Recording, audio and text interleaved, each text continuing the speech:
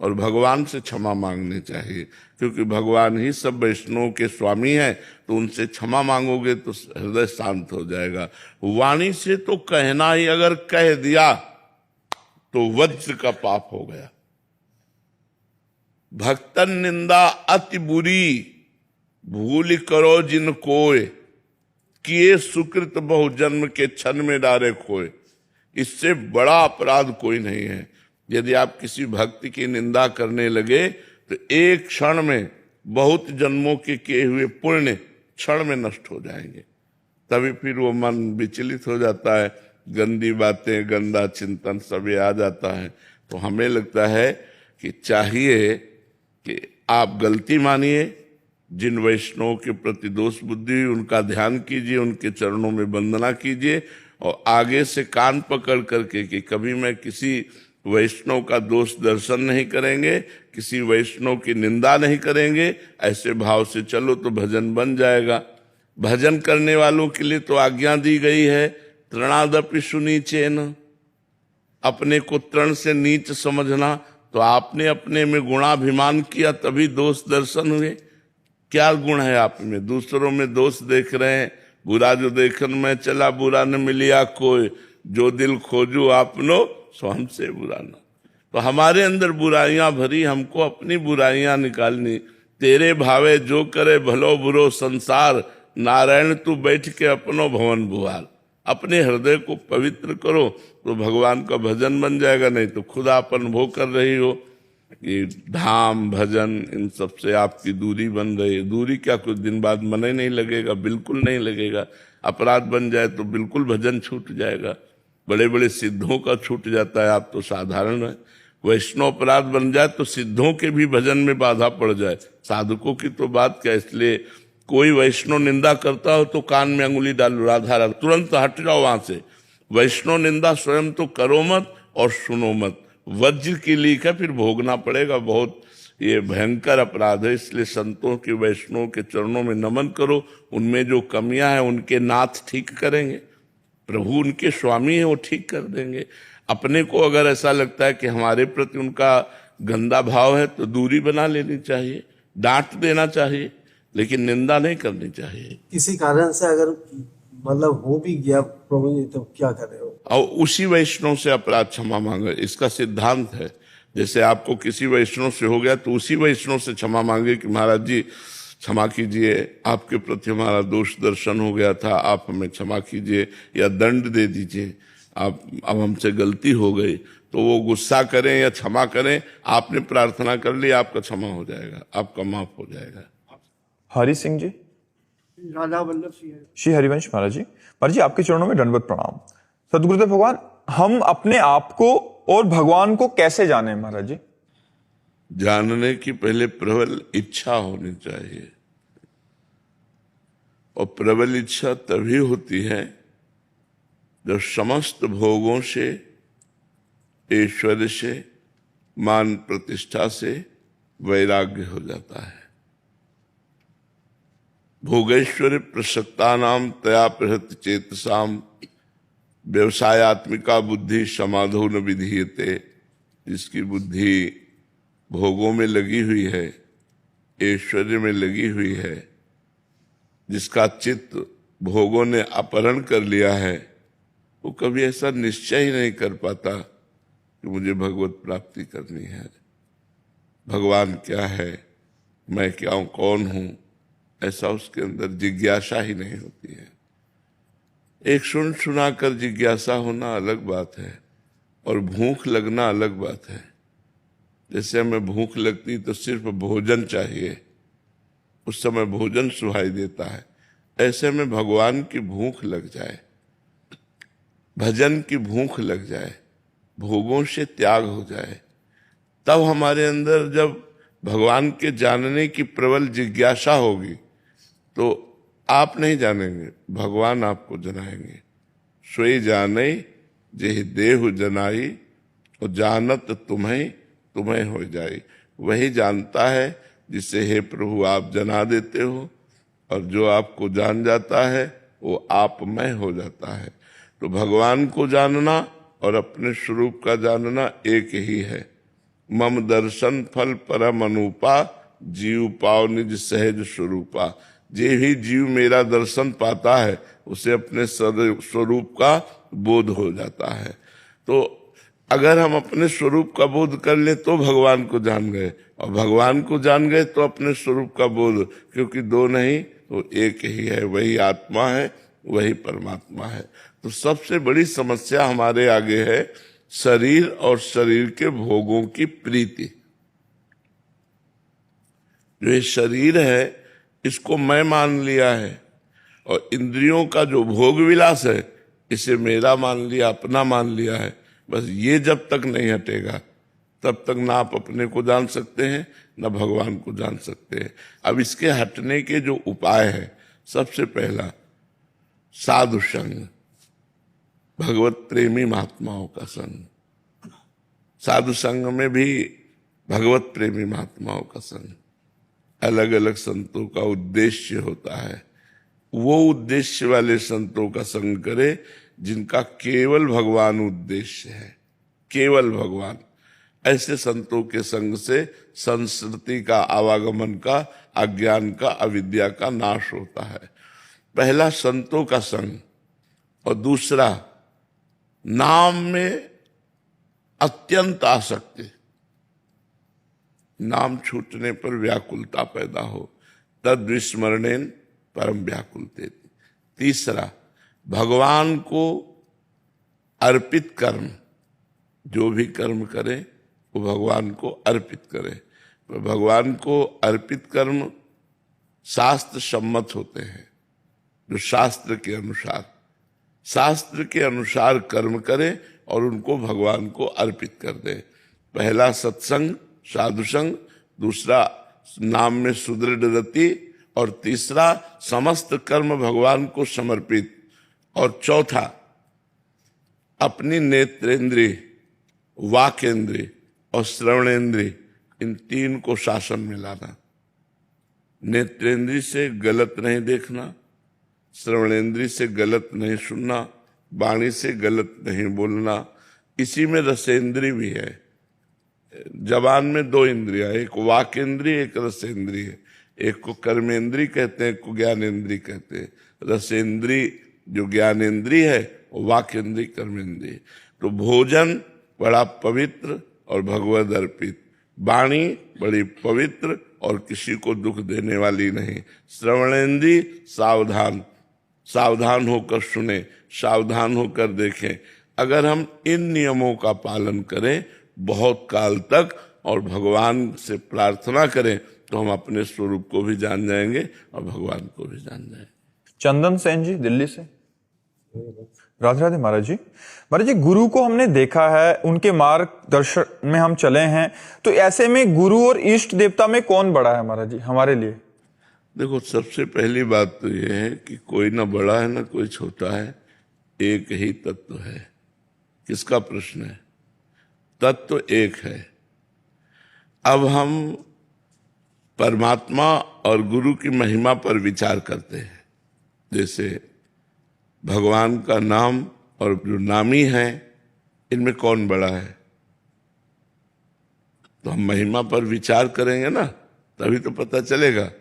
तो महिमा में पता चला कि भगवान जब अवतार लेते हैं तब लोगों का कल्याण करते हैं, लेकिन नाम जप कर घोर पापी अभी भी कल्याण को प्राप्त हो रहे हैं। घोर पाप करने वाला भी यदि भगवान का नाम जप करने लगे तो परम पद का अधिकारी हो जाता है। तो भगवान कभी युग में अवतार लेते हैं, तब आकर जन कल्याण करते हैं, लेकिन नाम तो आज भी जन कल्याण कर रहा है। अच्छा, भगवान कुछ का कल्याण करते हैं, नाम तो लाखों का कल्याण कर रहा है। जब हम महिमा देखते हैं तो भगवान से बढ़कर भगवान का नाम है। ब्रह्म राम ते नाम बड़ वरदायक वरदान। ब्रह्म राम से भी बढ़ करके राम का नाम, राम ते अधिक राम कर नाम, राम न सके नाम गुण गाई, इतनी महिमा। ऐसे ही हम जब सदगुरु और भगवान पर देखते हैं तो भगवान हमारे हृदय में सनातन से विराजमान है, लेकिन हमारा कल्याण नहीं हो पाया। बात मानते हो नहीं? भगवान सनातन से हमारे हृदय में विराजमान है, पुरातन से विराजमान है। चाहे हम जिस योनि में गए हों, भगवान सबके हृदय में रहते हैं। तो भगवान के हृदय में रहते हुए भी हमारा कल्याण नहीं हो पाया। वही भगवान जब गुरु रूप धारण किए, वही भगवान है, दूसरा कोई नहीं है। बन्नो गुरुपद कंज कृपा सिंधु नर रूप हरि, महामोह तम पुंज जासु बचन रविकर निकर। वही भगवान जो हमारे गुरु रूप में विराजमान हुए और अपनी वाणी रूपी सूर्य का प्रकाश किया, तो हमारे अज्ञान अंधकार का नाश हो गया, भगवान का साक्षात्कार हो गया। इसलिए भगवान ने स्वयं आदेश किया, मोते अधिक गुरु ही जिए जानी, मेरे से भी बढ़कर के गुरुदेव को जानना, भगवान ने कहा। तो इसलिए गुरु गोविंद दो खड़े काके लागों पाओ, तो बोले बलिहारी गुरु आपने गोविंद देव, कि गुरुदेव की बलिहारी जिन्होंने गोविंद जो छुपे हुए थे उनका साक्षात्कार करवा दिया। तो इसलिए एक तत्व होते हुए भी, जैसे नाम और नामी अभेद होते हुए भी नाम बड़ा है, ऐसे गुरु और इष्ट अभेद होते हुए भी गुरु बड़ा है। इष्ट और गुरु खड़े हों तो सबसे पहले गुरु की दंडवत होगी, फिर इष्ट की दंडवत होगी। जगेंद्र जी, श्री हरिवंश महाराज जी। गुरुदेव भगवान की माया संपूर्ण संसार में व्याप्त है। आप श्री के श्री वचनों के अनुसार ये माया भगवत मार्ग में चलने वाले उपासकों पर अपना विशेष प्रभाव दिखाती है महाराज जी। तो महाराज जी, उपासकों पर पड़ने वाला ये विशेष प्रभाव क्या उपासकों द्वारा किए गए भजन से शुद्ध चित्त द्वारा अनुभव किया गया माया का प्रभाव है या कुछ और? क्या जानना चाहते हैं भगवान? मैं जानना चाहता हूँ कि ये माया जो उपासकों द्वारा किए गए भजन से जो चित्त शुद्ध होता है, तो ये अनुभव में आती है या कोई विशेष? कह रहे हैं कि जैसे उपासकों का हृदय शुद्ध हो जाता है तो उनको विशेष अनुभव में आता है। हाँ, विशेष। जैसे पीठ में तिनका गिरे तो समझ में नहीं आता, लेकिन आंख में गिरे छोटा सा तो बहुत बड़ा समझ में आएगा ना। ऐसे ही जो माया में गिरे पड़े हुए हैं उनका हृदय पीठ जैसा है और साधकों का हृदय आंख जैसा है। छोटा सा भी, जरा सा भी स्फुरना हुई तो देखो सूरदास जी कहते हैं, मोसम कौन कुटिल खल कामी। कितने बड़े संत हैं, इतने महान हैं, और कह रहे मेरे समान तो संसार में कोई कुटिल खल कामी है ही नहीं। आंख जैसी हृदय की स्थिति, आंख में जरा सा किनका पड़ा बहुत भारी दर्द होगा, पीठ में एक इतना बड़ा किनका पड़ जाए तिनका तो कोई फर्क नहीं पड़ता है। बोले मोसम कौन कुटिल खल कामी, मेरे समान कुटिल खल कामी कौन है? तुलसीदास जी कह रहे, जो मैं अपने अवगुण कहूं बाढ़े कथा पार नहीं लाऊं। जो मैं अपने दोषों का वर्णन करूं तो कथा बढ़ जाएगी। दोषों का इतना भंडार भरा है कि भगवान की कथा रुक जाएगी, हमारे दोषों की कथा चल पड़ेगी। तो जो महान हृदय होता है, जो साधक होता है, जो संत होते हैं, जरा सा भी दोष उनको पहाड़ जैसा लगता है, और जो माया में फंसे हुए लोग हैं, पहाड़ जैसा दोष उनको लगता ही नहीं कि दोष है। इसलिए विचार करके कहा गया था कि संत और साधकों के हृदय में माया का विशेष प्रभाव पड़ता है, क्योंकि वो अत्यंत कोमल और ज्ञान युक्त होते हैं। तो थोड़े भी दोष को बड़ा करके मानते हैं, महान हाहाकार मच जाता है अगर थोड़ा भी दोष आता है। और अज्ञानी का हृदय दोष युक्त तो है ही, उसको तो जरा सा गुण हुआ तो वो अभिमान से फूल जाता है, वो दोष युक्त हृदय होता है। तो बात समझ में आ रही? मोहित कुमार जी, राधे राधे महाराज जी। महाराज जी, तन्मय स्थिति कैसे हासिल की जाए? अभ्यास से। जब हम बार बार अभ्यास करते हैं भगवान के नाम का, मंत्र का, तो हमारे अंदर नाम और मंत्र के प्रभाव से रूप प्रकाशित होता है। रूप में तन्मयता आ जाती है, रूप देखते ही चित्त आसक्त हो जाता है। इतने सुंदर भगवान है, इतना आकर्षण है कि एक कामदेव पूरे त्रिभुवन को परास्त किए हैं। ऐसे करोड़ काम भगवान को देखकर मूर्छित हो जाए, इतने सुंदर है। वेद भी नेति नेति कहते हैं, जिनकी महिमा का पार नहीं पाते। ऐसे सुंदरता के समुद्र श्री भगवान का दर्शन होते ही जीव तन्मय हो जाता है। तो तन्मयता के लिए पहले हमको अभ्यास करना होता है। हम खूब नाम जप करें, मंत्र जप करें, बराबर बहुत समय तक, सुख मिले ना मिले, शांति मिले ना मिले, लाभ दिखाई दे ना दिखाई दे, हमें लगे रहना है। बस जिसने एक नियम ले लिया कि मुझे भजन करना है, सब कुछ करते हुए भजन करना है, वही तन्मयता को प्राप्त हो जाता है। जब तन्मयता आ जाती है ना, तो न काहू सो बोलिबो ना कोई व्यवहार, अपनी कुंवर किशोरी को जियत निहार निहार। वो अपनी प्यारे जू को देख देख करके जीवन धारण किए हुए है, वो तन्मया स्थिति को प्राप्त हो जाता है। पहले हम अपना भोजन पवित्र करें, अपने आचरण पवित्र करें, कोई नशा न करें, गंदा भोजन न करें, और वर्षों खूब नाम जप करें, और अपने नाम जप को गुप्त रखें, उसका अहंकार न प्रकट करें, किसी को बताएं ना आप कितना नाम जप कर रहे हैं। धीरे धीरे धीरे धीरे, और शास्त्र का स्वाध्याय करें। साधक संजीवनी है आपके पास, खरीद लेना एक। क्या खरीदोगे? साधक संजीवनी। हाँ, किसकी है? श्री स्वामी राम सुखदास जी की साधक संजीवनी। प्रत्येक साधक को एक एक पेज चाहे पढ़ो, जरूर पढ़ो। आप देखो बहुत सुंदर उसमें आपको साधना का मार्ग मिल जाएगा।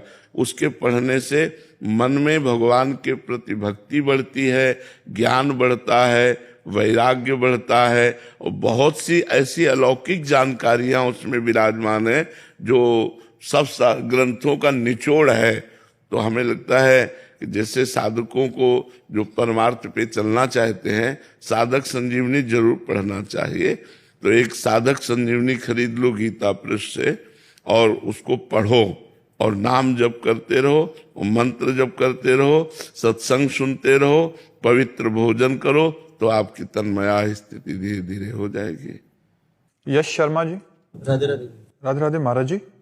महाराज जी, जब भी लगता है कि मौत कभी भी आ सकती है, तब मन भक्ति की ओर भागता है, लेकिन समझ नहीं आता कि क्या हम सिर्फ भय की वजह से भक्ति कर रहे हैं। ऐसा भी करे तो भगवान बहुत प्यार करते हैं। जो शभीत आवा सरनाई, रखिहो ताहि प्राण की नाई।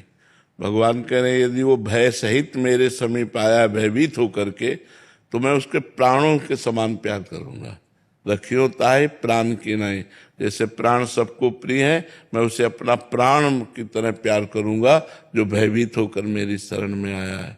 जरूर भयभीत हो जाना चाहिए संसार से, पता नहीं कब शरीर छूट जाए और भजन नहीं हुआ, और बड़ा भयानक भयानक रोग होता है, भयानक भयानक कष्ट होते हैं। तो इसलिए भगवान का भजन करना चाहिए। अगर भयभीत होकर भी हम भगवान की शरण में जाते हैं, तो भगवान अपने प्राणों के समान प्यार करते हैं। डॉक्टर नीलेश निर्मल अग्रवाल। राधे राधे महाराज जी। महाराज जी, जब हमारे पास कई विकल्प हों और सभी विकल्प अच्छे लग रहे हों, तो कैसे तय किया जाए कि कौन सा विकल्प हमारे लिए भगवान ने चुना है? वो हमारे धर्म में और दूसरों का हित, दो चीजें देखनी है कि धर्ममय है कि नहीं, और इससे दूसरों का हित होता है कि नहीं। वो विकल्प सही कर ले, जिसमें धर्म हो और जिसमें दूसरों का हित हो। जिसमें अपना हित होता हो लेकिन दूसरों का हित ना होता हो, वो चयन नहीं करना चाहिए। और जिसमें हित तो हो रहा है हमारा, लेकिन वो धर्ममय नहीं है, इसलिए नहीं चयन करना चाहिए। धर्ममय हो और दूसरों का हित हो, ऐसे विकल्प को चयन कर लेना चाहिए। समझ पा रहे हैं आप? अजीत कुकरेजा जी, छत्तीसगढ़ से। राधे राधे। राधे राधे महाराज जी। महाराज जी, मैं राजनीति के क्षेत्र में हूं। यहाँ हर पल छल कपट, क्रोध, लोभ और स्वार्थ का सामना करना पड़ता, फिर भी मैं नाम जप और भक्ति करते हुए अंत में प्रभु को प्राप्त करना चाहता हूं। ऐसे विषम परिवेश में मन वचन कर्म से पवित्र रखते हुए अपने आप को लोक कल्याण भी करूं और भगवत प्राप्ति भी कर लूं, ऐसे में क्या? बहुत कठिन है। व्यवहार में परमार्थ लेकर चलना बहुत कठिन पड़ता है, क्योंकि दूसरे का हित भी करो, और जिसका हित करो वही प्रतिकूल व्यवहार कर रहा है, फिर भी हमें हित करना है। कहीं छल है, कहीं कपट है, कहीं दबाव के द्वारा गलत करने की प्रेरणा आ रही है। हमको गलत नहीं करना है, धर्म से चलना, तो बड़े स्तर से हमारा विरोध हो रहा है। ये सब सहना पड़ेगा। भगवान पर दृढ़ भरोसा रख करके भगवान को अपना मित्र मान करके चलोगे तो सब ठीक हो जाएगा, कोई तुम्हें परास्त नहीं कर सकता। और अगर भगवान को भूल गए तब तो फिर निकल पाना बड़ा कठिन है। कोई एक चीज महाराज जिसको मैं अपनी जिंदगी कोई एक चीज जिसको मैं अपने जीवन में धारण करूं और जिससे बचा। नाम, नाम, भगवान का नाम जो आपको प्रिय हो वो अधिक से अधिक जपिएगा, और उसी से आपको भगवान के अपनेपन का अनुभव होने लगेगा। नाम नामी अभेद है। जब हम नाम जप करते हैं तो भगवान से भरोसा हो जाता है। भगवान का भरोसा हो गया तो आप संसार पर विजय प्राप्त कर लिए। सबसे कठिन है भगवान पर भरोसा होना। देखो, कोई विपत्ति आई तो हमारा मन किधर गया, भगवान पे गया या फोन नंबर पे गया?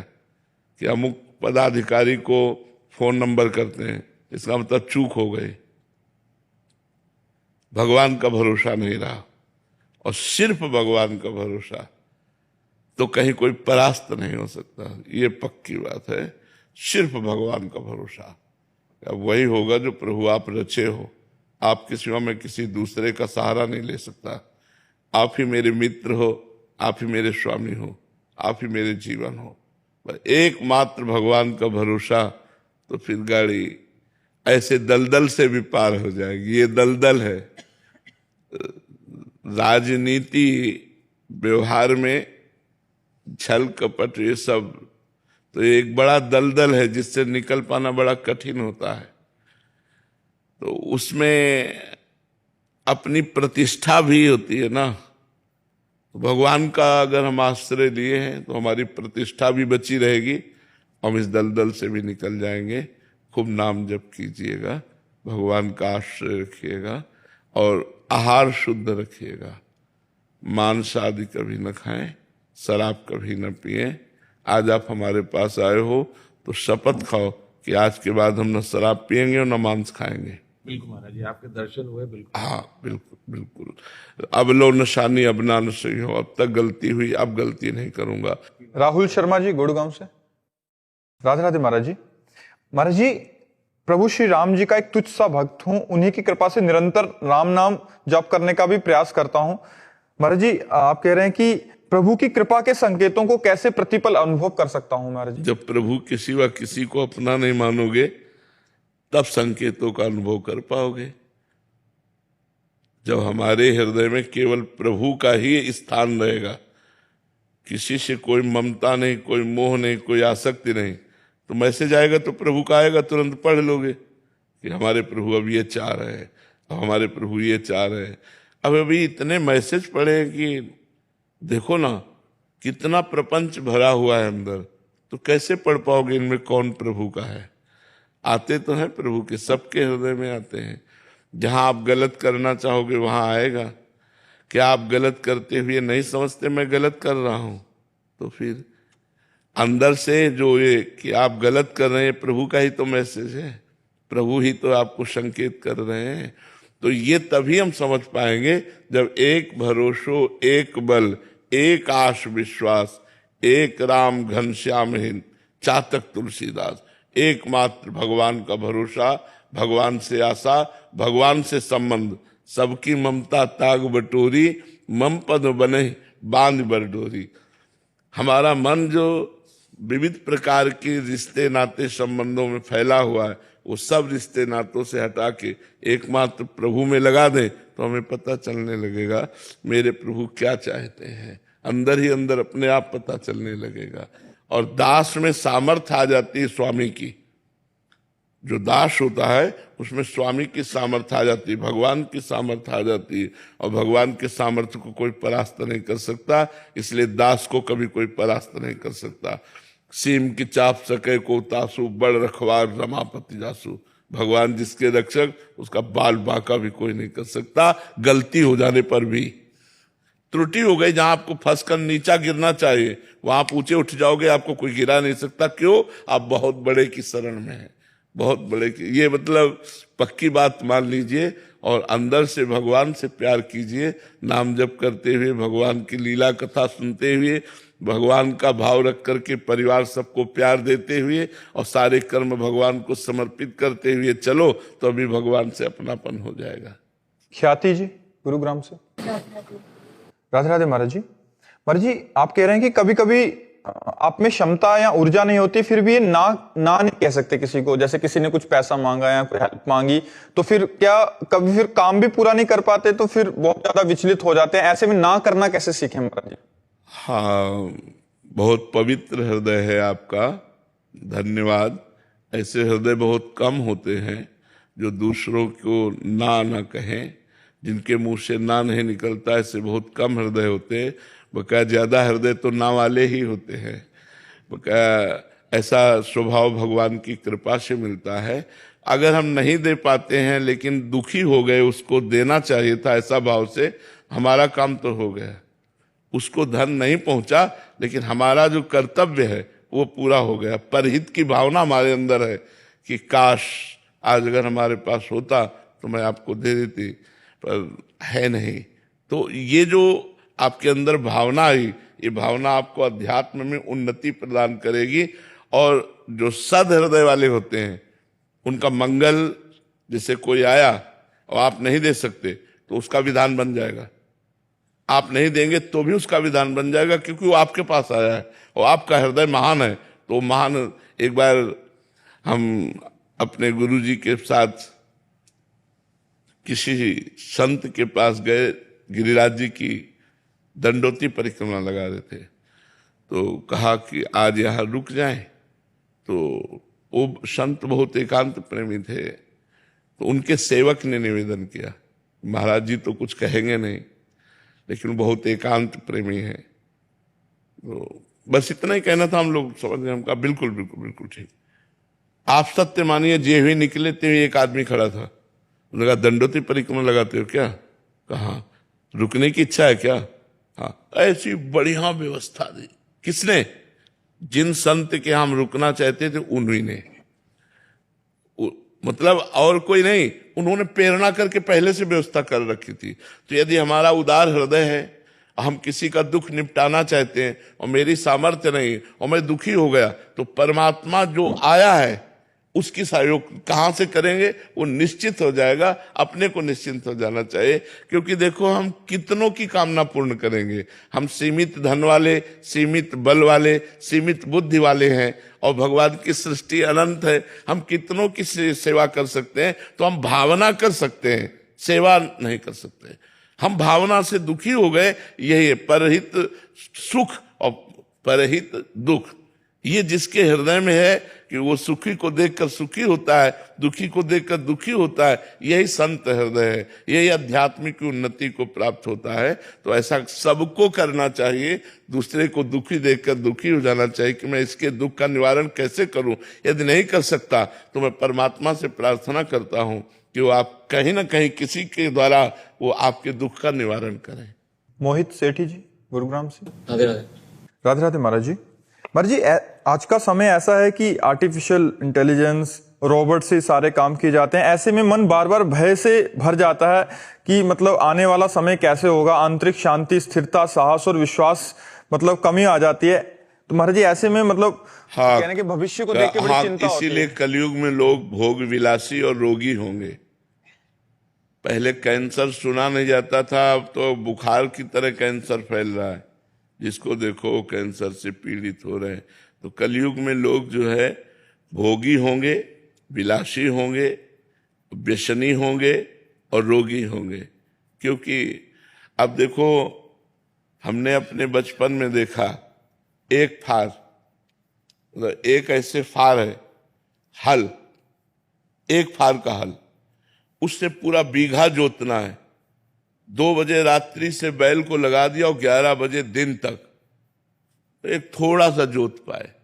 2 दिन 3 दिन बराबर चलते, तो किसान को कभी न तो जुकाम न बुखार, ढेर सारा भोजन पाया, मेहनत। और माताएं बहनें घर में धान कूटना, चक्की अपने घर में ही रखना, और सब तो बलवती होती थी, बलवान होते थे, शरीर पुष्ट होते थे।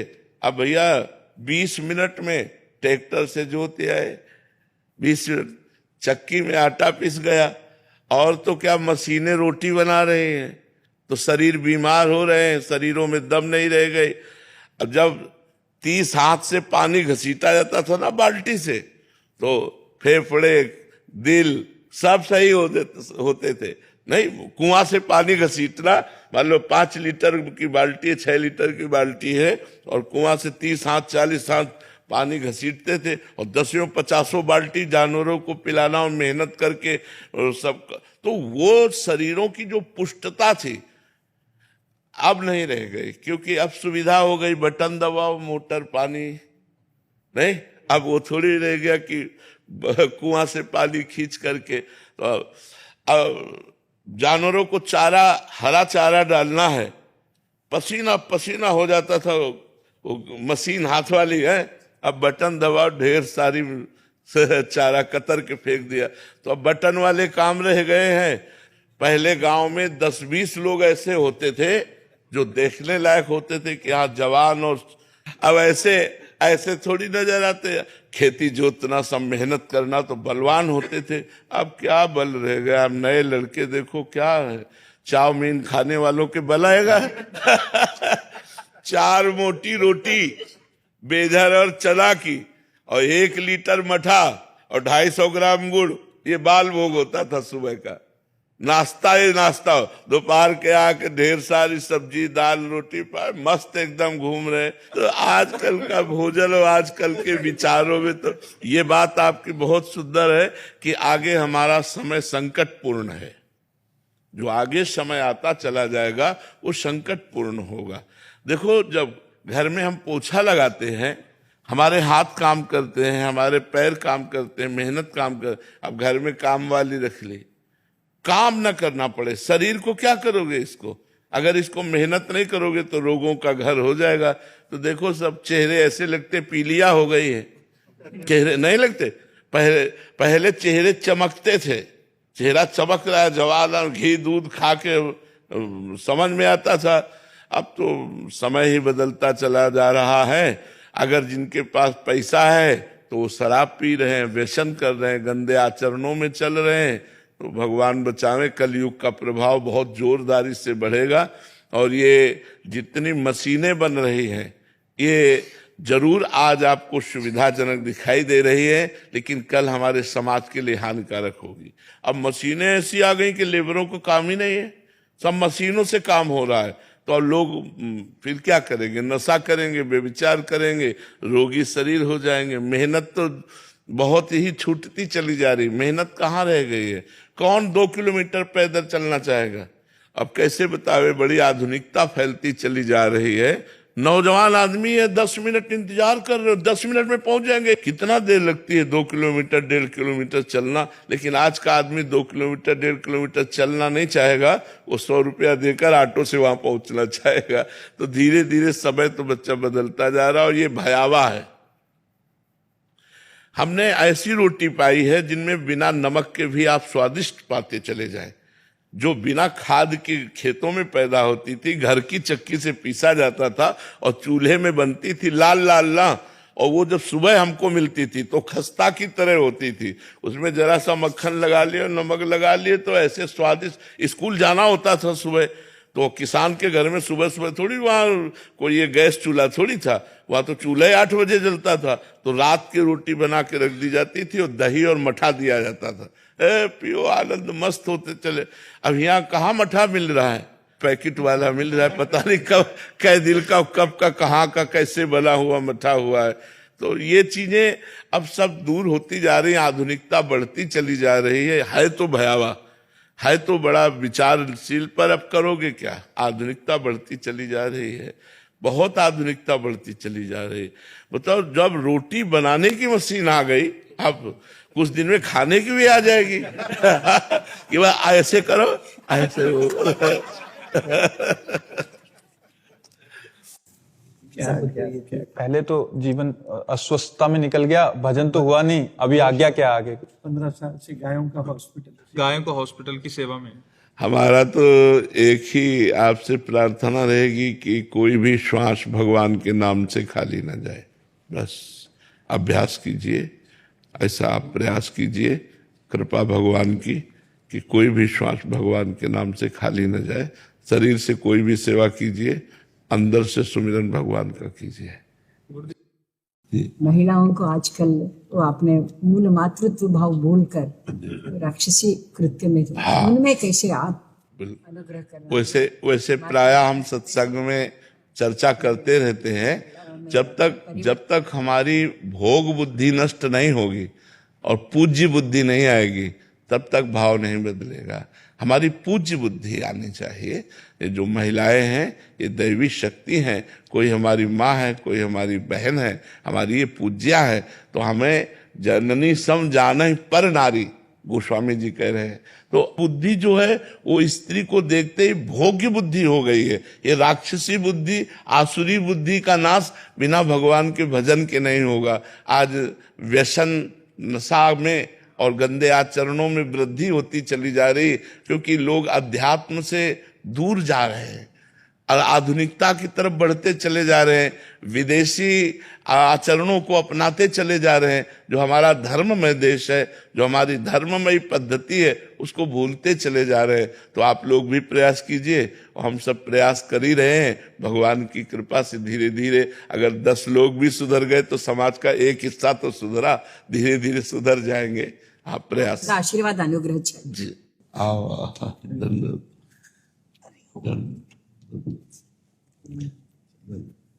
गोवा से दत्त पीठाधीश्वर पूज्य महाराज। हम गोभूमि गोवा से आए हैं। अच्छा, वैसे गोवा को लोग अलग ढंग से जानते हैं, लेकिन उनका सही परिचय गोवा का गोभूमि से, जहाँ गायें पाली जाती हैं। जी जी जी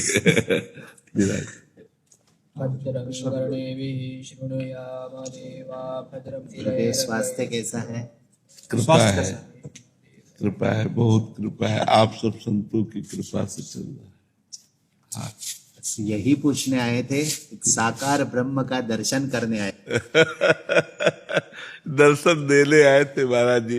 ये तो आप करुणा करके छुपा रहे हैं, आप कृपा करके दर्शन देने आए थे। संत जब कृपा करते हैं, अनुग्रह करते हैं, तब दर्शन होता है।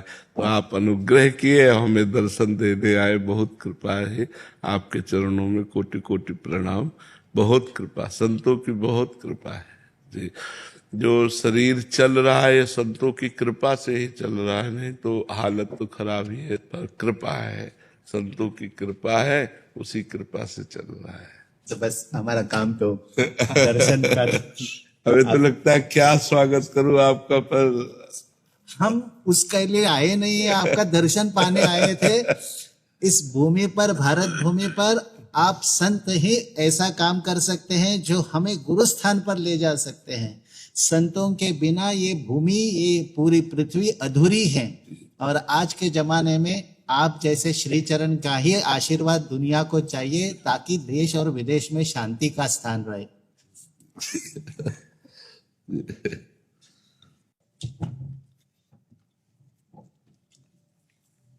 महाराज जी, बस हम आपके लिए नहीं लेकर आ पाए कुछ। आप आ गए, आपके दर्शन हो गए, यही बहुत वस्तु है। संसार के पदार्थों का तो कोई महत्व नहीं है, महत्व है दर्शन पर्सन का। सो आपने दर्शन दिए, इससे बढ़कर कृपा क्या होगी। आप अनुग्रह करके चल के आए, हमें दर्शन दिए, ये बहुत बड़ा लाभ दिया हमें। आपने जो ऊर्जा संचार हुआ है नवयुवक पीढ़ी में आपके द्वारा, वो ऐसा हुआ है कि अद्भुत करंट चलता है। हम लोग तो महाराज जी बुंदेलखंड के हैं जी। ऐसा करंट चला है नवयुवक पीढ़ी में जी।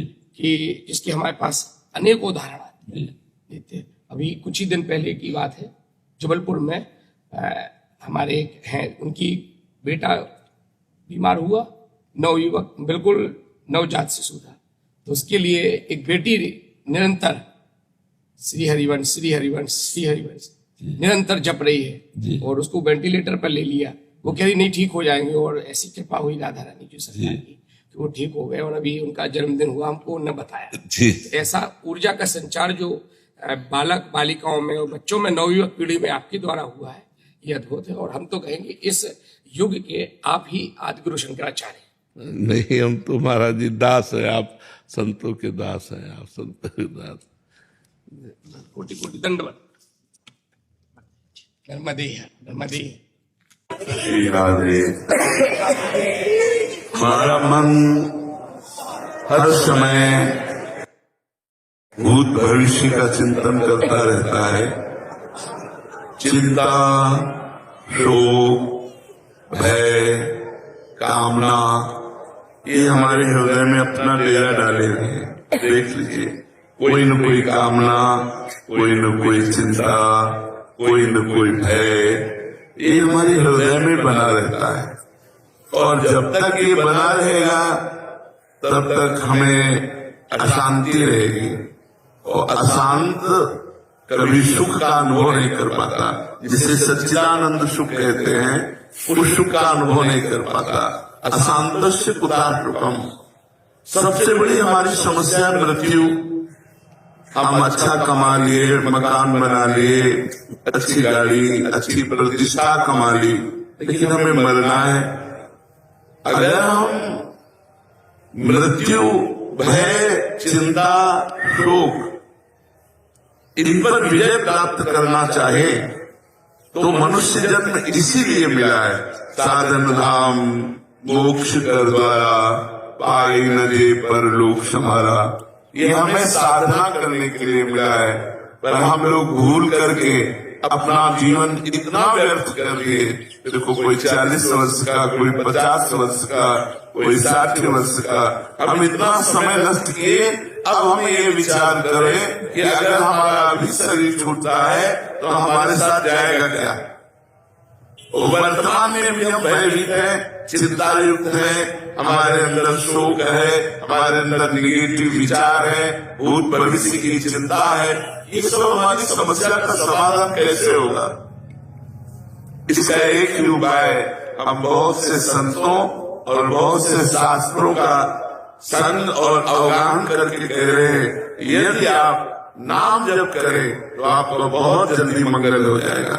भरोसा भगवान से होते ही भय खत्म हो जाता है, चिंता खत्म हो जाती है, शोक खत्म हो जाता है, निश्चिंत, निशोक और निर्भय हो जाता है जो भगवान की शरण में होता है। जिसके रक्षक भगवान होते हैं, उसका विश्व में कोई बाल बांका भी नहीं कर सकता। इसलिए हमारी सबसे प्रार्थना है कि जितने मिनट आपको समय खाली मिले, उस समय राधा राधा रखिएगा और अपना परम मंगल, परम कल्याण, लोक परलोक दोनों में सुख की प्राप्ति का जो साधन, वो राधा राधा। इसलिए खूब नाम जप कीजिए। और जितने लोग आए हुए हैं, सबसे हाथ जोड़कर प्रार्थना है कि कोई शराब मत पीजिए, कोई मांस मत खाइए, कोई पराई बहन बेटी की तरफ गंदी दृष्टि मत रखिए। फिर देखिए आपका जीवन कितना सुखी होता है। आप वृंदावन की पावन भूमि में बैठे हैं, सब कुछ कर लिया, अब सुधार कर लो। अब लो नशानी, अब ना नशे हो।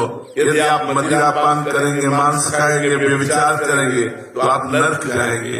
हमारा कानून जो भागवतिक कानून है वो ऐसा कहता है, त्रिविधम नरकस्येदम द्वारम नाशमात्मनः कामः क्रोधा तथा लोभा तस्मात् नित्यं त्यजेत्। और मनमाने आचरण से थोड़ा जीवन आप व्यतीत कर सकते हैं, इसके बाद संकट विपत्तियां आपको घेर लेगी, शरीर रोग ग्रसित हो जाएगा। इसलिए हमारी प्रार्थना है, कोई व्यसन मत करो, व्यभिचार गंदी आदत मत पालो और नाम जप करो, जिससे आप सबका मंगल हो जाए। श्री राधा वल्लभ लाल।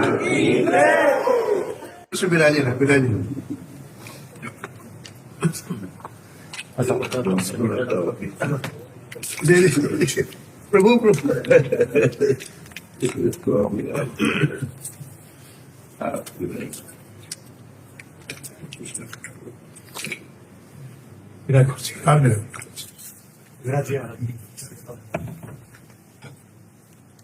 मान लीजिए पूज अपने गिरिराजी वाले पंडित जी गया प्रसाद जी के लाडले ठाकुर हैं।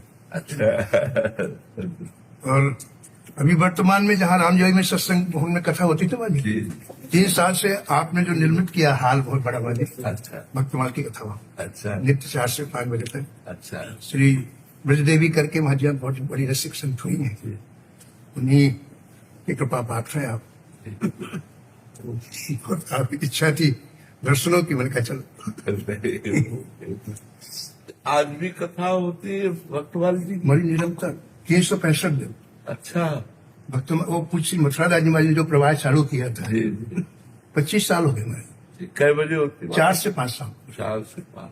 नित्य में जी। और उसमें संत ही आता है, जी आता है, खूब आनंद है। कहाँ है महाराज जी? राधा कृपा है, ये कहाँ है? बिल्कुल 5 मिनट आगे, बिल्कुल बिहारी जी ने और नजदीक में बुला लिया मुझे। अच्छा और इतनी सुंदर व्यवस्था हमारी, और कोई दूसरा कार्यक्रम होता नहीं, केवल भक्तिमाल की कथा होती। जो हाँ जो सुख भक्तों के चरित्र सुनने में महाराज जी वो महाराज जी की ही ऐसी आशीर्वाद है जी। कि निर्विघ्नता पूर्वक चल रही महाराज जी।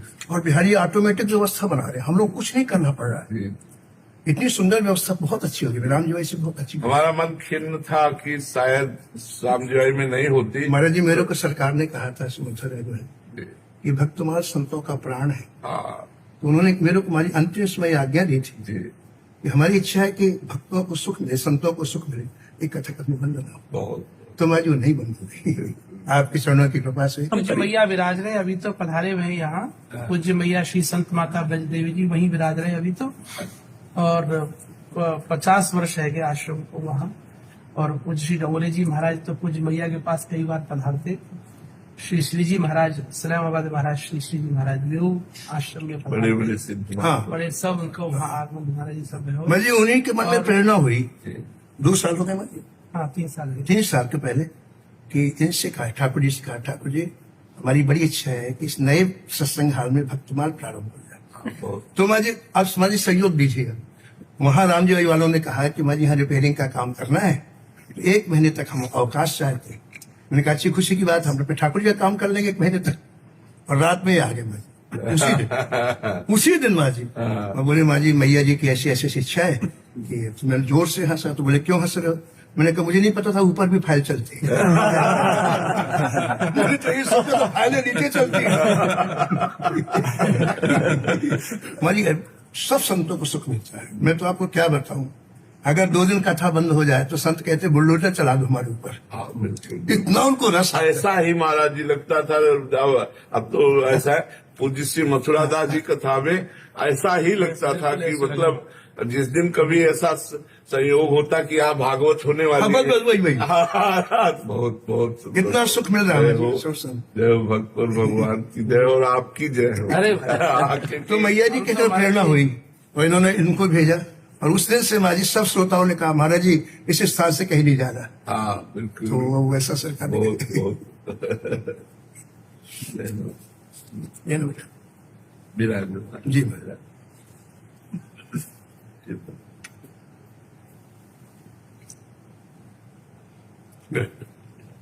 हाँ मुझे श्री जी का, अरे भाई हमारी ठाकुर जी की माला लो। महाराज जी ये श्री किशोर जी ने माला भेजी है, इनकी वो प्रसादी माला है हमारी जो धारण की है, लेकिन इसके साथ एक संदेश है महाराज जी, पहले संदेश सुनेंगे तब पहनाऊंगा। श्री जी ने कहा 5 साल हो गए महाराज जी को आए हुए। ठीक है ना, मेरी बात का सपोर्ट करना। बटन तभी पड़ेगा। वो श्री जी ने कहा है 5 साल हो गए, आपने 5 साल पहले महाराज जी वहाँ ईंट रखी थी जिस मंदिर की, आपके द्वारा एक ईंट रखी गई थी। हम लोगों ने महाराज जी 5-5 लाख नाम की ईंट बनवाई थी, उसमें 5 संतों के द्वारा, उसमें पहली ईंट आपने रखी थी। तो अब मंदिर तैयार हो गया है, श्री जी कुंज में विराजमान हो गएंगे। तो श्री जी ने संदेशा दिया है, आएगी मेरी पूरी बात, श्री जी ने संदेशा दिया है कि जैसे राम जी सबरी के पास गए थे और प्रियादास जी ने लिखा पूछ पूछ आए सबरी स्थान कहा, प्रियादास जी के शब्द में, पूछ पूछ आए सबरी स्थान कहा, कहा वह भागवती मेरे दृढ़ प्यासे। दर्शन देने नहीं जा रहा। तो किशोरी जी कहते मेरे दृढ़ प्यासे। तो ये महाराज जी आपके निमंत्रण की माला है।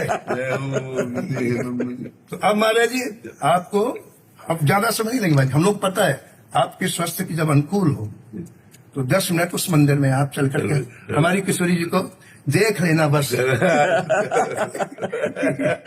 ये आपसे प्रार्थना है। बैठ जाओ, हाँ,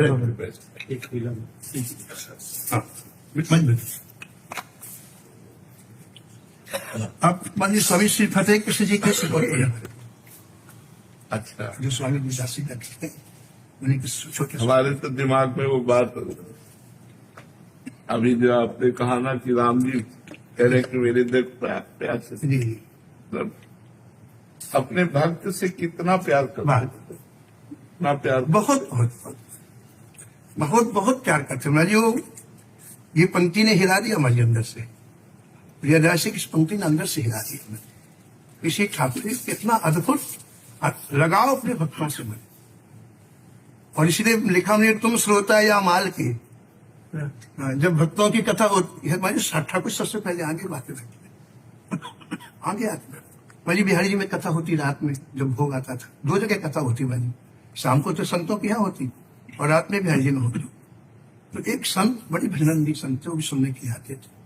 उनका जब अंतिम समय आया तो उन्होंने मेरे को बुलाया और कहा माँ जी मुझे एक बात कहनी कि जब आप भक्तमाल की कथा वहां बिहारी जी में करते हैं, बिहारी जी मंदिर छोड़ के सामने आके बैठती है, तो मेरी प्रार्थना है कि कथा कभी बंद मत करता। कितना लगाव है ठाकुर जी कथा से, भक्तों के पावन से बहुत लगाव। और उसका कारण है हमारे जी कि भक्तों ने कभी अपने बारे में कुछ नहीं लिखा, उनको समय कहा था ठाकुर से लाल लड़ाने का। जैसे लोग अपने बारे में कुछ लिखते हैं, श्री ठाकुर जी ने कुछ नहीं लिखा, कुछ नहीं लिखा। और जिन भक्तों की महिमा श्री ठाकुर जी ने वैकुंठ में दुर्वासा से व्यक्त की अपने श्रीमुख से, कितना लाड़ करते हैं भक्तों को, इसकी कोई सीमा नहीं। और हमारी आप सब संतों की कृपा से कान पकड़ के संतों ने इधर लगा दिया। नहीं, बहुत बहुत हम तो मतलब बहुत वर्षों से कृपा देखते चले आ रहे हैं आपके ऊपर। बहुत कृपा है, श्री जी की बहुत कृपा है, महापुरुषों की बहुत कृपा है। उनकी कृपा के बिना संभव नहीं। हाँ बिल्कुल।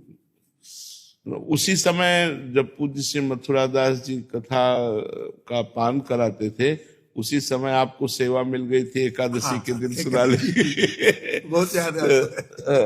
जब ये होता कि आज एक महाराज जी निर्जला रहते थे, तो फिर आपको जी मैंने सरकार से कहा जब उनका जब अंतिम समय आया तो मेरे को बुलाया और उन्होंने कहा कि हमारी बड़ी इच्छा है कि आप कथा करो। मेरे को इधर कोई रुचि नहीं थी, मैं ठाकुर जी में रुचि थी शुरू से, ठाकुर जी को लाल लड़ाना बस।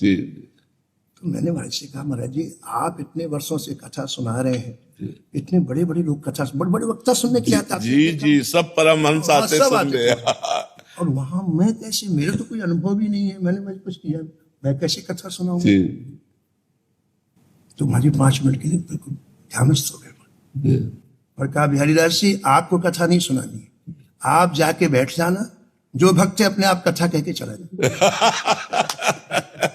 जी जी मैंने कहा फिर तो मैं आशीष जाता हूँ जब उसको कह भी ऐसी शुरुआत, बोले उन्होंने आशीर्वाद। हाँ बहुत बहुत बहुत कृपा, जनमंगल इसी से।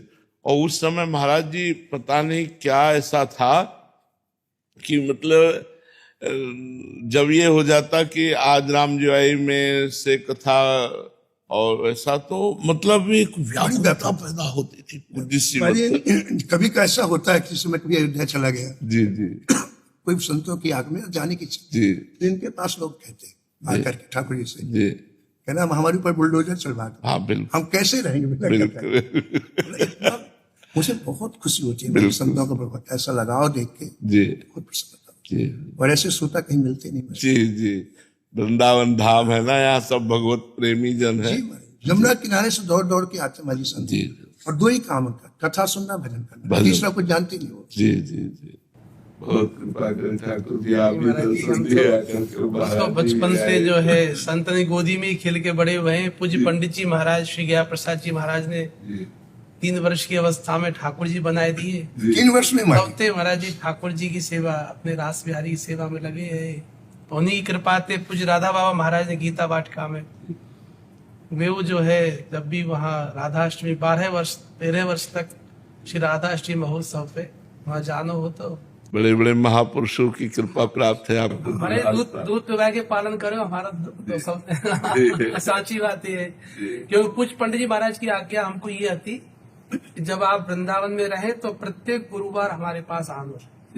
जैसे और काऊ जितने ठाकुर जी वहाँ आते बाबा के पास, महाराज ने कहू ऐसी आज्ञा काऊ को नहीं बुझी। हमको बचपन से ही महाराज जी की आज्ञा आई, तो पिताजी हमें, हमारे स्वामी श्री परीक्षित जी हमारे पिताजी जो है वो हमें रोज हर गुरुवार को बाबा के पास ले जाते, और बाबा अपने आनंद में बैठे हुए उनकी भिक्षा से पहले हमें पहुंचना हो, तो क्योंकि वे भिक्षा जब ही करवे जाते जब हमें आधो किलो को कुल्हड़ दूध को पहले पिवा देते, फिर जो है भिक्षा करवे जाते।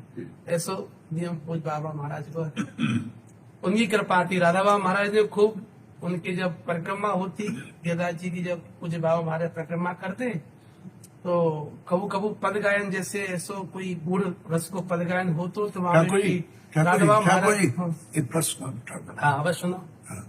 ये पूज्य अपने ब्रज देवी जी ने पदों की रचना की, उनका गला बहुत अच्छा है। नहीं शोभा जी कुछ पंक्तियां आपकी आज्ञा हो। एक पद है, एक भाव ऐसो हत्यो को पूज्य मैया ने अपने यहाँ अष्टयाम लीला का आयोजन कियो, तो उनको भाव हत्यो कि लीला में ऐसो कछु झांकी को दर्शन हुए कि सबको पतो चले कि हमारी किशोरी जी कितनी कोमल हैं, तो कोमलता की अतिरेक पे बात पहुंचनी चाहिए, ऐसो कछु पूज्य मैया को मनोरथ हत्यो। तो हमारे पिताजी बोले कि हमें कछु पद होए तो हम कछु गायन कर सके, तब तो लीला को आनंद मिले। अब मैया बोले ठीक है, जैसे ठाकुर जी की इच्छा। तो मैया ने एक पद की रचना करी, और वह पद की रचना में अपने आनंद में बैठ के, और उनने वो जब रचना करी तो वहां में किशोरी जी की जो कोमलता की अतिरेक अवस्था है वह को दर्शन हुए। तो वहां में पूज्य मैया ने लिखो है, सखी संग बैठी भान दुलारी।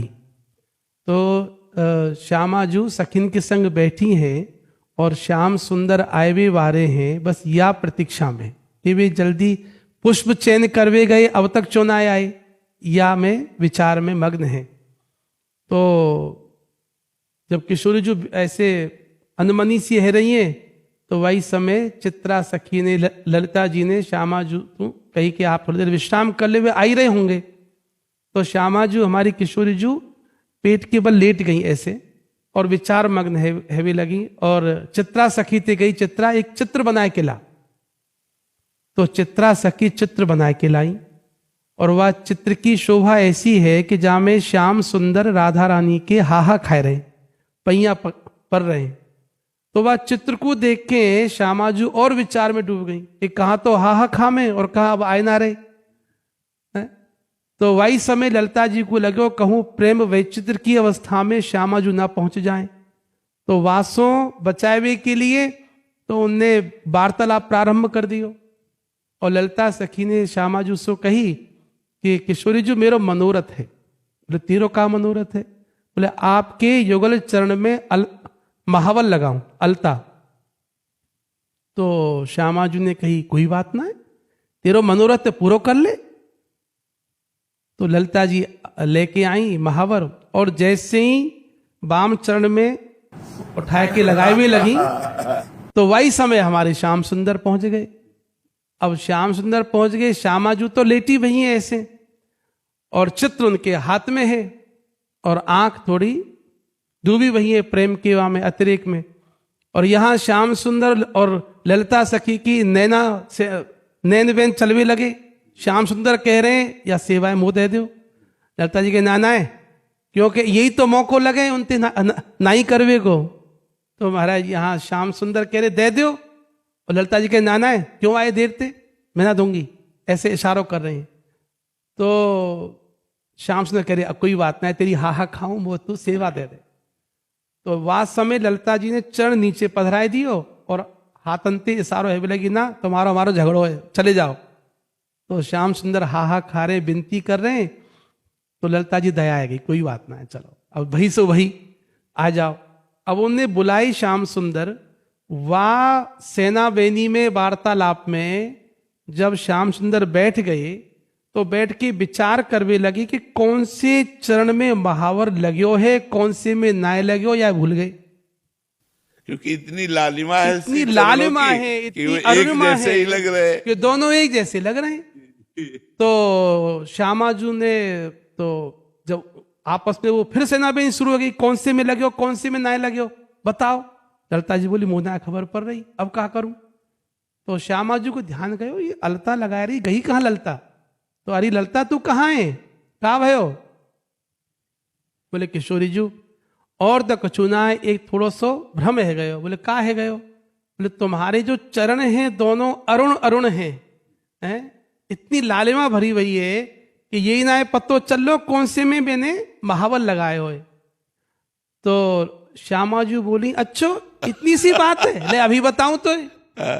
और लेटे लेटे श्यामाजू ने बाम चरण ऊपर करो, फिर नीचे पधरायो, फिर दायों ऊपर करो, नीचे लो। अब श्यामाजू कह रही वजल है उसमें बाप। तो बोली बाम चरण कछु बोझिल लागत अत मुस्काए कहो ते प्यारी, कि बाम चरण बोझिल सो लग रहे हो है। सोई जैसे ही उन्हें सुनी तो ललिता जी बोली आपको तो ध्यान ही ना हो, आपने मुड़ के देखो ना है कि कौन से में लगा रही है, कौन आपको कैसे पता चली, ये भारी लग रहे हो, बोझिल सो लग रहे हो है। तो इतनी कोमल है किशोरी जो कि जहां महावर के लगवे सो जो चरण है बोझिल सो प्रतीत है वे लग जाए। तो ये जैसे ही श्याम सुंदर ने सुनियो तो श्याम ने जय हो कह के बोल उठे। जब बोल उठे तो संभ्रम है कि श्यामाजू, और खड़ी भई अरे श्याम सुंदर को बोले, देखो तो श्याम सुंदर को हृदय से लगा लियो। तो पूज्य मैया की पंक्ति है, सखी संग बैठी भान दुलारी, और अंतिम पंक्ति है, ब्रज देवी या छवि को लख के जयति जयति जय बचन उचारी। ये पूरा पद है महाराज जी। तो गा के सुनाओ, कंजूसी मत करो महाराज जी, गा के सुनाओ। तो फिर गा के जाओ। बैठी भानो दुलारी सखी संग करती विचार मन ही मन माही, क्यों आए नहीं कुंज बिहारी। बैठी भानु दुलारी काको सखी बिरमाए लिए पिए, जो मोरी सुधी दई बिसारी। बोली सखी चित्रा सो प्यारी, चित्रा लिखी को चित्र विचारी। चित्रा लाई चित्र बनाए के, जामे प्रियतम करे मनुहारी। प्रियतम प्रिया को रूप निहारत, पर सत चिवुक जात बलिहारी। लखिवा चित्र विचारती राधे, अब क्यों निठुर भये बनवारी। अधोमुख है के पौड़ी पल का, मुद नयन कछु करत विचारी। चित्रा ललिता करत बत कही, जासो बाह्य सुधि होवे प्यारी। ललिता कहे हे स्वामिनी राधे, उपजी उमंग मोह हृदय मझारी। अरुण चरण मह जावक लाऊं, अनुमति होय जो सखी तिहारी। हे ललिते तू कर मन भाई, तू तो है मम सखी प्यारी। प्रमुदित ललिता अनुमति पाई के, ल्याई सेवा सोज सवारी। जावक जबे लगावन लागी, आए तब ही छैल बिहारी। ललित ही जावक लावत लख के, उठ्यो लाल उर लालच महारी।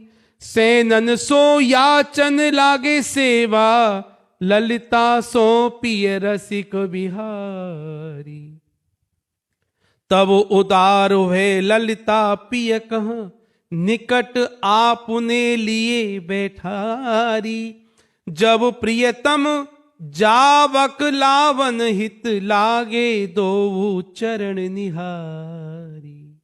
जावक सोज लिए पिय कर में, मन मह भयो असमंजस भारी। जान न पाए कौन चरण मह, ललिता दीने जावक प्यारी। दो चरण अरुण सम लागे, दोन मह कोमलता भारी। ललिता हो यह जान न पाई, कौन चरण निज हाथ सवारी। धीमे धीमे पूछत दो, तुम ही कहो कछु सोच विचारी। प्यारी पूछत है सखी ललिते का, असमंजस मन भयो भारी। ललिता कह सखी जान न पावत, दक्षिण चरण के बाम संवारी। चरण दो तुर अरुण अरुण है, दो है अति सुंदर प्यारी। प्यारी कहे थम जा तू ललिते, तोरी उलझन देऊ निकारी। तब श्यामा निज दक्षिण पग को, ऊंचो कर पुन नीचे धारी। पुन पग बाम ऊंचाए नीचे कर, धीमे ते कहो कीर्ति कुमारी।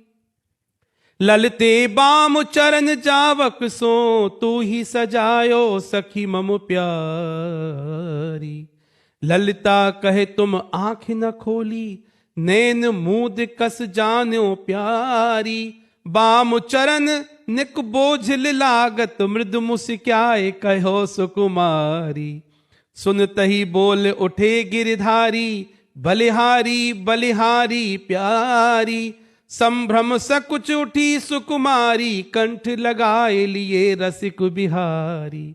ब्रज देवी सखियन संग मिलके, जयति जयति जय बचन उचारी।